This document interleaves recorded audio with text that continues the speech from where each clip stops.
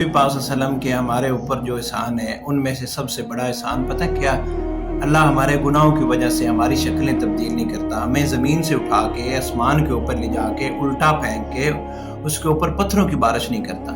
आप पहली उम्मतों के गुनाह देख लीजिए। बनी इसराइल में अल्लाह रब्बुल आलमीन को रोका था कि मछली का शिकार नहीं करना, तो उन्होंने दरिया में से नाली निकाल के हीले बने निकाल के शिकार करने लगे। शुएब अलैहिस्सलाम की कौम नाप तोल में कमी करती थी, अल्लाह ने तबाह बर्बाद कर दिया। लूत अलैहिस्सलाम की कौम लड़कों के साथ बदफिली करती थी, अल्लाह ने तबाह बर्बाद कर दिया। जब हमारी बारी आई, अल्लाह रब्बुल आलमीन हमें छोटे छोटे बहाने, असर से मगरब तक, फजर से ज़ोहर तक, ये एक नमाज से दूसरी नमाज के दरमियान अल्लाह गुनाह माफ़ कर देगा।